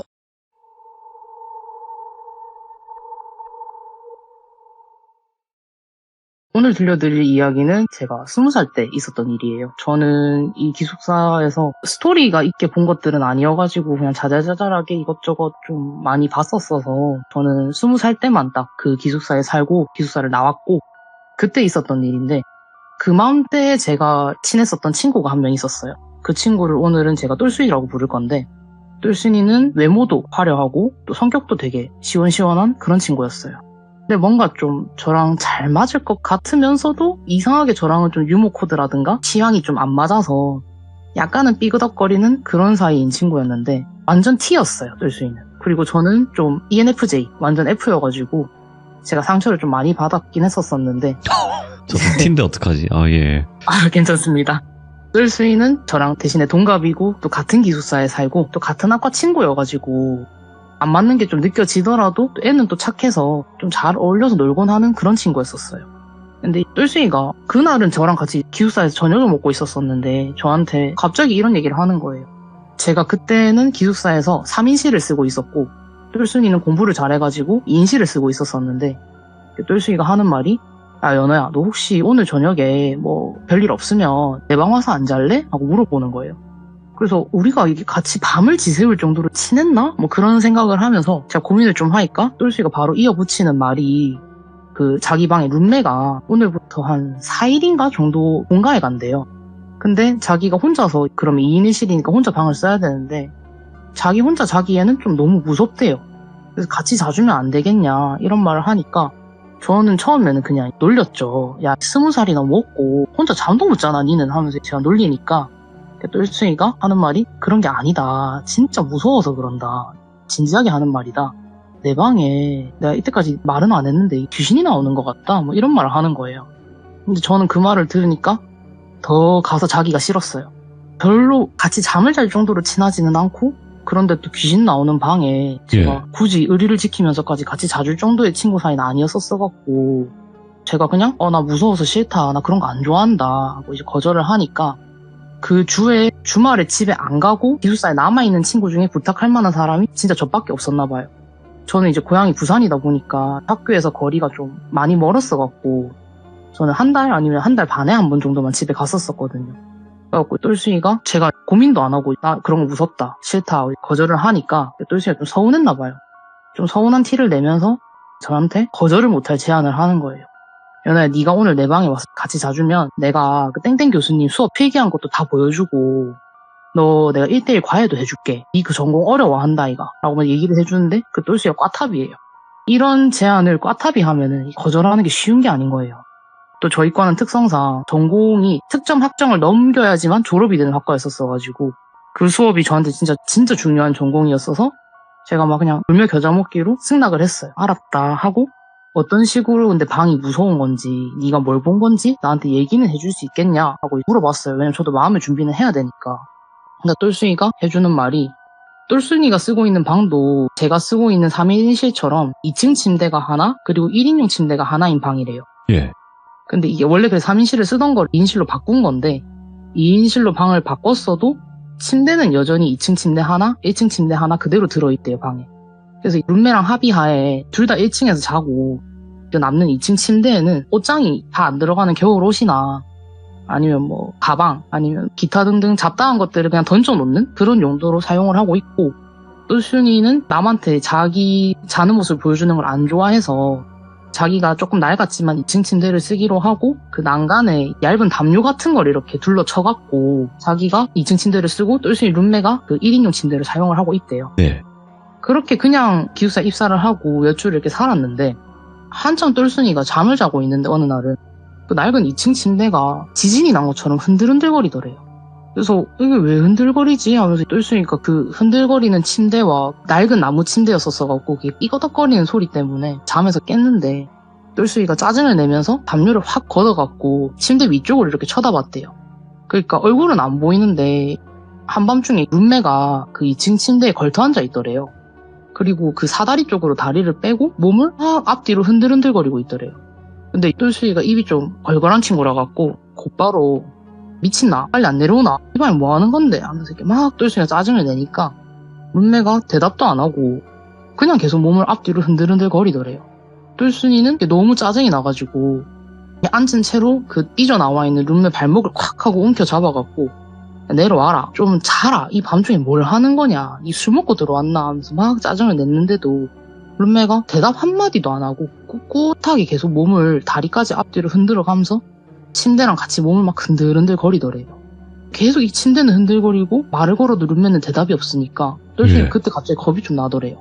그 사람이 이게 촉이라는 게 있으니까 내가 지금 보고 있는 이게 룸메가 맞나? 하는 생각이 갑자기 들더래요. 그래갖고 자기도 모르게 그 룸메 발목을 잡고 있던 손을 탁 떼고 담요를 딱 걷어갖고 나가니까 옆에 침대에서 룸메가 자기를 쳐다보고 있더래요. 자기를 쳐다보면서 야 니 뭐 하는데? 이러더래요. 그 똘순이가 뭐지? 하면서 이렇게 쳐다보니까 룸메가 이 밤중에 니 왜 이렇게 소리를 지르고 혼자 난리를 지기냐고 막 하면서 짜증을 내고 있고 똘순이가 다시 이렇게 고개를 들어갖고 침대 위를 보니까 아무도 없더래요. 일단 당황한 똘순이가 일단 룸메한테는 진짜 미안하다. 내가 밤에 자다가 뭐 꿈을 이상한 걸 꿔가지고 그런 것 같다. 미안하다 하고 얘기를 하고 일단은 똘순이는 살면서 그때까지는 귀신을 본 적이 없었어갖고 사태 파악이 안 돼서 일단 진정하고 자리에 다시 누웠대요. 그러고 자기가 감감히 생각을 해보는데 이게 아무리 생각해도 꿈은 아닌 것 같더래요. 자기가 정신이 너무 멀쩡했고 그래서 막 생각을 하는데 또 내가 그게 왜 단번에 룸메라고 생각을 했을까. 생각을 해보면은 그 몸을 흔들고 있던 그 사람의 얼굴도 보지 못했고 옷도 룸메가 좀 보이시한 스타일이었었어가지고 원피스 같은 걸 안 입는데 그 사람은 원피스를 입고 있었대요. 내가 왜 이걸 룸메라고 생각을 했지? 그래서 좀 복잡한 생각들을 하다가도 똘순이가 좀 성격이 완전히 T에다가 이성적이라 가지고 그냥 뭐 귀신 받는가 보다. 그냥 그날은 그러고 그냥 다시 잠이 들었대요. 그 침대에서. 사람이 살면서 뭐 한 번은 볼 수 있지. 내가 공부한다고 좀 예민했는갑다 하면서 잠을 청했고 그 다음날 밤에 잘 때는 아무 일이 없었대요. 그냥 하루 지나가는 해프닝이었는갑다 생각을 하고 무서웠네 하고 그냥 똘순이는 웃어 넘겼는데 그리고 며칠 후에 똘순이가 자다가 누가 자기를 되게 뚫어지게 쳐다보는 시선감이 느껴지더래요. 그래서 자기도 모르게 사람이 자다가 이 시선이 느껴지니까 눈을 이렇게 딱 떠서 보니까 똘순이가 침대 앞에 담요를 둘러놨다 했잖아요. 근데 누가 그 담요를 살짝 걷어갖고 방바닥에 쪼그려 앉은 채로 똘순이 쳐다보고 있더래요. 방이 너무 어두워가지고 얼굴은 자세히 잘 안 보이는데 그냥 누군가가 그 담요를 걷어서 자기를 보고 있는 건 느껴지더래요. 그래서 놀란 똘순이가 그걸 보자마자 비명을 막 지르니까 그걸 쳐다보고 있던 사람이 담요를 툭 내려놓고는 갑자기 2층 사다리를 잡고 2층으로 올라가더래요. 그리고 2층 사다리를 삐걱삐걱 올라가는 소리가 들리더니 2층은 아까 물건만 두는 곳이라고 했잖아요. 네.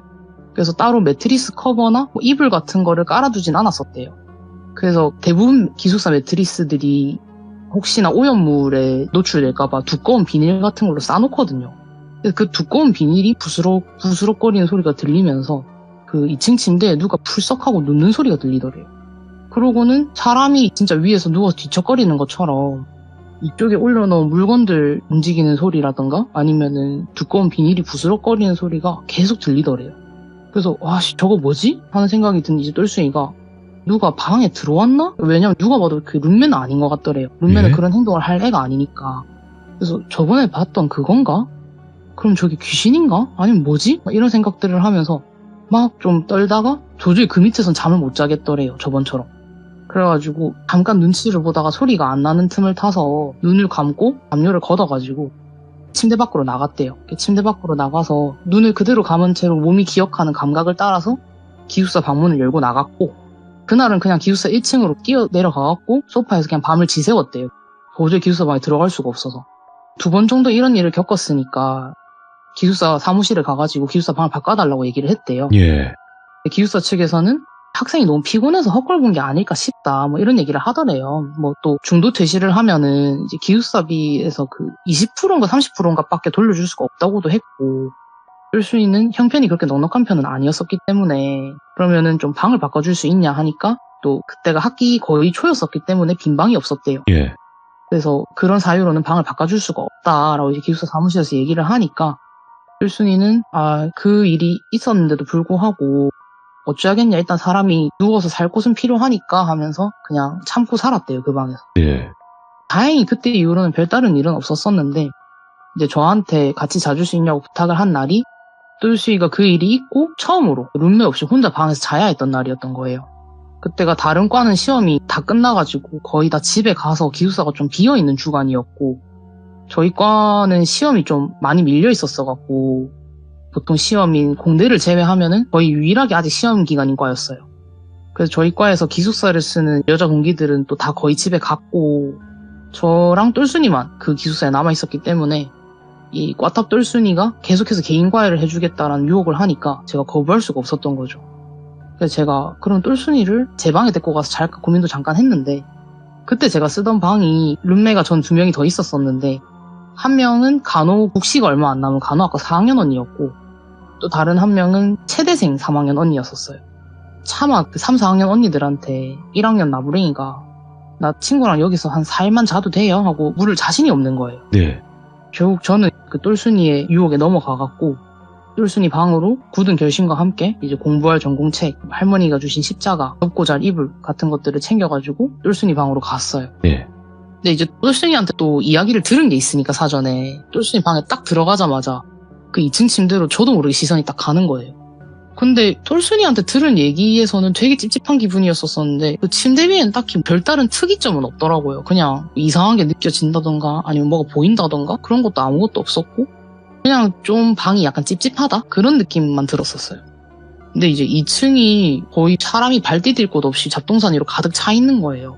그래서 제가 여기 짐을 근데 왜 이렇게 많이 올려놨어? 하니까 똘순이가 그 일이 있고 너무 찝찝해서 물건으로 그냥 다 채워버렸대요, 그 위를. 그래서 그때 제가 봤던 게 똘순이 룸메가 저희 학교 기타 동아리였었어갖고 통기타 가방 같은 것도 2층 침대 위에 이렇게 올라가 있더라고요. 그래서 제가 아유 저거 귀신이 다시 온다 해도 이거 누울 데가 없겠는데? 뭐 그런 생각을 하면서 똘순이 방 책상에 앉았어요. 이게 귀신보다 무서운 게 똘순쌤의 전공 강의였거든요. 하나 틀릴 때마다 혼을 엄청 내면서 저를 가르치는 거예요. 예. 그래서 전공 강의를 한참을 듣고 공부를 새벽까지 하고 저는 밤샘 공부를 하는 스타일이 아니기 때문에 잠이 오더라고요. 그래서 똘순이한테 나 이제 먼저 자야겠다 하고 똘순이 침대로 들어가서 제가 먼저 누웠어요. 룸메 침대는 아무래도 쓰는 게 아니니까. 그러니까 똘순이는 오늘 나 밤샘 공부할 거니까 니 귀신 걱정하지 말고 자라 뭐 이렇게 하면서 웃는 거예요.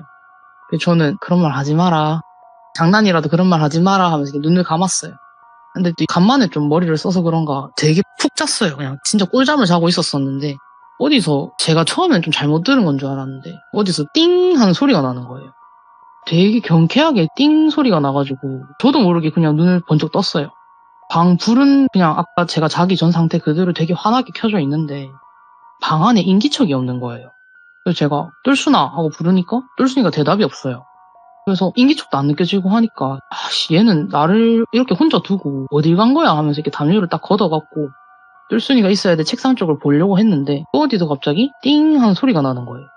근데 이게 처음에 들었을 때는 좀 인지가 안 돼서 몰랐었는데 한 3번째 들으니까 알겠는 게 그 기타 현 뜯는 소리 있잖아요. 기타 현을 이렇게 시원하게 뜯으면 나는 그 경쾌한 띵 소리가 나는 거예요. 그래서 제가 하면서 아까 그 짧은 순간에 봤었던 그 2층 침대에 있던 통기타 케이스가 생각이 나는 거예요.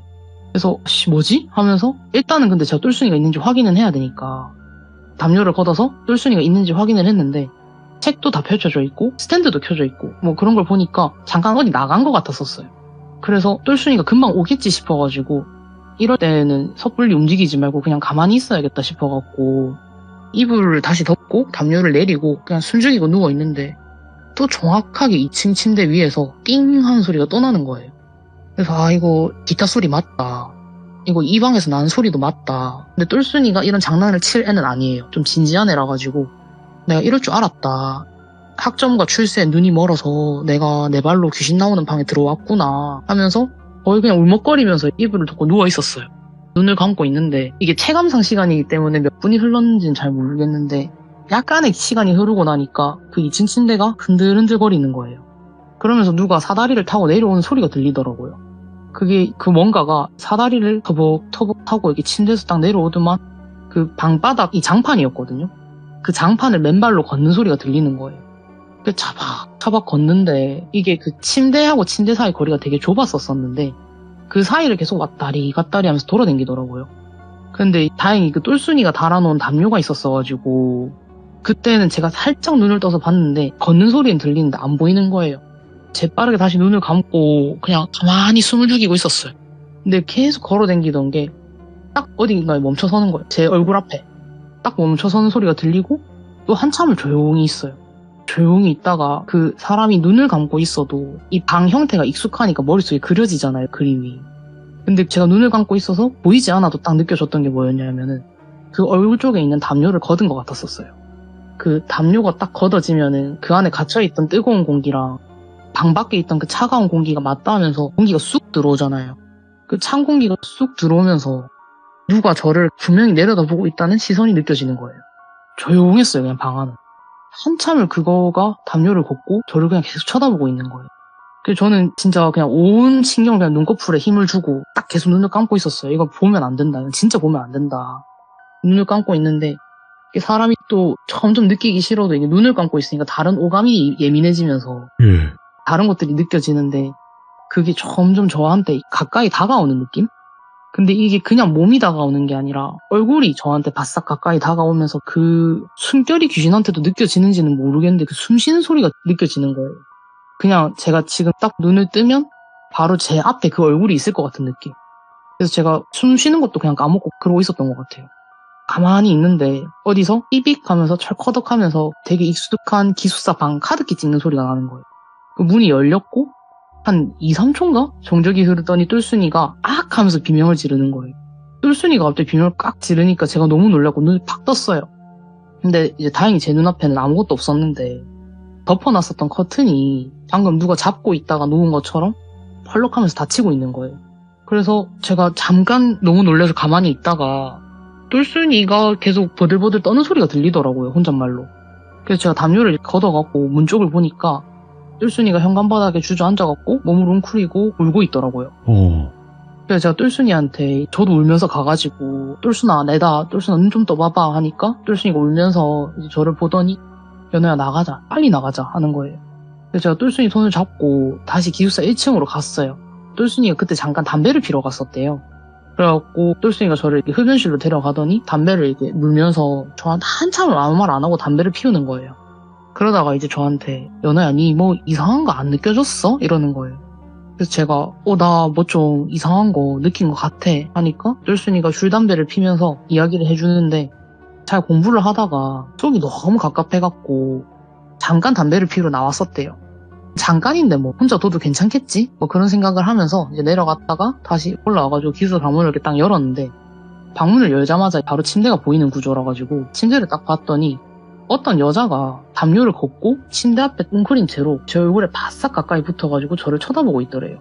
그걸 본 똘순이가 너무 놀라고 비명을 지르니까 그 여자가 바로 자기 쪽으로 획 돌아보는데 똘순이는 그 찰나의 순간 그 얼굴을 봤대요. 근데 긴 파마머리를 한 여잔데 입도 없고 코도 없더래요.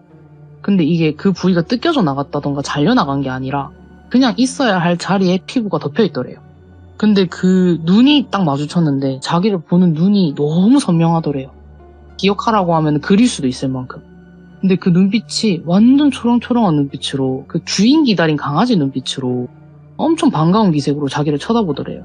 그러고는 바로 그 손에 쥐고 있던 담요도 놓고 두 팔을 벌리면서 자기한테 뛰어오더래요. 그래서 이제 놀란 똘순이가 눈을 감고 주저앉아서 울기 시작을 하니까 잠시 후에 제가 와서 똘순이한테 내다 일어나봐라 하면서 이렇게 세웠던 거죠. 똘순이가 막 욕을 하면서 한 달 동안 조용했는데 그때 그거랑 그것도 오늘 본 건가 하면서 막 짜증을 내는 거예요. 근데 솔직히 좀 한 달 정도 안 나오다가 나온 거는 제 탓인가 싶기도 한 거예요. 약간 자기 볼 줄 아는 애 오면 귀신들이 좋아한다는 이야기가 있잖아요. 그게 그냥 제 피셜이기는 한데 진짜 맞는 말인 것 같거든요. 그래서 걔가 오늘 좀 지가 꽂힌 애도 있고 또 지가 볼 줄 아는 애도 와갖고 좀 신이 난 것 같은데 뭐 그런 생각이 들면서 똘순이한테 솔직하게는 말을 못하니까 똘순아 내가 옆에 있어줄게 하면서 똘순이가 방에 가서 못 자겠다 하더라고요. 새벽이기도 해서 그냥 같이 1층 로비에 앉아서 졸다가 뭐 유튜브 보다가 하면서 시간을 좀 보냈어요. 근데 똘순이가 어쨌든 그 방에서 잠을 자기는 자야 되고 기숙사 생활을 하기는 해야 돼요. 이제 똘순이 진짜 나갈 수가 없는 형편이었었기 때문에 제가 그럼 며칠만이라도 딴 데서 자자 하면서 잠자리 동량을 하러 예전 이야기에서 기억하실지는 모르겠는데 그 기숙사에서 만났었던 귀신을 볼 줄 아는 친한 언니를 제가 찾아갔어요. 그 언니는 좀 시니컬해요. 그 언니가 귀신 관련 일에 대해서는 되게 담담한 편이고 약간 그 언니는 진짜 잘 봐요. 저는 그 언니를 따라갈 수가 없고 그 언니는 좀 한 번 만난 친구들도 모두 저한테 야 근데 저 언니 진짜 기갈 장난 아니시다 할 정도로 일반인이 느끼기에도 기가 센 사람이에요. 언니는. 언니가 그때 또 2인실을 쓰고 있었는데 언니 룸메도 집에 갔다 해가지고 제가 언니한테 가서 언니 진짜 미안한데 나랑 내 친구 이런 일이 있었다. 그래서 그런데 언니 방에서 며칠만 좀 자도 돼? 하니까 언니가 연호야 근데 그런 건 자리 피한다고 될 일이 아니야. 해결을 해야지 이러는 거예요. 저보고 그 방에 한번 같이 가보재요. 언니가 한번 가서 보겠다고. 근데 이 언니가 뭐 도대체 어떤 삶을 살아온 건지 저도 잘 모르겠는데 좀 그런 일이 있으면은 도망을 안 가려고 해요. 자꾸. 좀 맞서 싸우는 편이라 가지고 똘순이가 그때 점심밥을 먹으러 내려갔고 똘순이한테는 제가 나 너 방에 지갑 두고 왔는데 카드키 좀 달라 해갖고 카드키를 받아서 언니랑 저랑 둘이서만 그냥 그 방에 들어갔어요. 저는 그냥 언니 등에 거의 엎이다시피 애가 붙어 있었었는데 언니가 또 이런 말을 하는 거예요. 연호야 무서워하면 즐긴다 어깨 펴라 이러는 거예요. 그래서 제가 그냥 알았다 하면서 그냥 서 있는데 언니가 이제 방에 들어가갖고 한참을 두리보는 거래요. 그냥 계속 혼자서.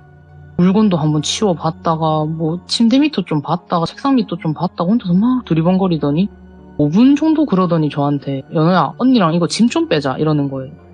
그러면서 언니가 2층 침대로 올라가요. 먼저 올라가가지고는 저한테 받아라 하면서 짐 하나 둘씩 내리는 거예요. 저는 언니가 그냥 갑자기 영문도 모르고 짐을 내리는데 또 받긴 받아야겠어갖고 짐을 막 받아서 방바닥에 내려놨어요. 근데 얘네가 짐을 진짜 많이 올려놨더라고요. 기타부터 해가지고 막 안 쓰는 여름 이불이나 책, 백팩 아니면 집에 보내야 되는 택배 같은 것들까지 다 올려놨었었는데 그런 것들을 다 내려가지고 구석으로 치우니까 이제 언니가 2층에서 내려오는데 저한테 이제 괜찮을걸? 이러는 거예요.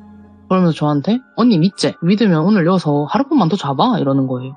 그래서 제가 우리 재워주기 싫어갖고 대충 신용하는 거 아니냐고 하니까 언니가 저한테 언니가 이런 걸로 장난치는 거 봤나? 하는데 제가 봤거든요. 그래서 못 믿어요. 그래가지고 제가 방을 나온 다음에 정확한 근거를 들면서 어떻게 해결된 건지 설명을 좀 해줘 하니까 언니가 하는 말이 방에 들어가자마자 바로 봤대요. 저희가 말한 것 같은 그 귀신을 바로 봤는데 그게 침대 바로 옆에 옷장이 하나 긴 게 있었거든요.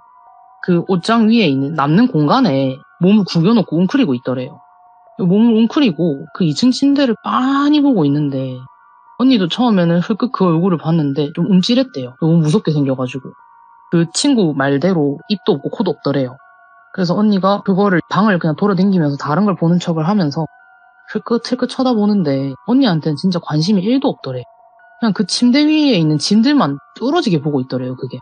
근데 언니가 그걸 가만 보다가 갑자기 머릿속에 드는 생각이 아, 저기가 원래 제 자리구나 하는 생각이 들더래요. 그래서 언니가 올라가갖고 짐을 하나씩 치우니까 그러면서 바로 옆에 있는 그거를 흘끗흘끗 쳐다보는데 그게 점점 신나하는 게 느껴지더래요. 언니가 마지막 짐을 다 내리고 침대 밑으로 내려오니까 그게 침대로 가서 눕더래요. 2층으로 올라가서 이렇게 눕더니 언니가 저랑 내린 짐들을 좀 치우긴 해야 되잖아요. 그래서 막 구석으로 둘이서 치우면서 언니가 다시 뒤를 돌아서 보니까 2층 침대 위에 그게 없더래요. 언니가 하면서 이제 방 구석구석을 다시 또 확인을 했는데 없었고 아마도 그게 원래 그 자리가 지가 눕는 자리인데 지가 찜한 자리인데 짐 같은 것들 막 들어차 있고 막 자리가 엉망이 되고 흐트러지니까 그거 좀 치워달라고 그런 짓을 한 것 같다. 악의는 없는 게 느껴지더라 라고 하더라고요.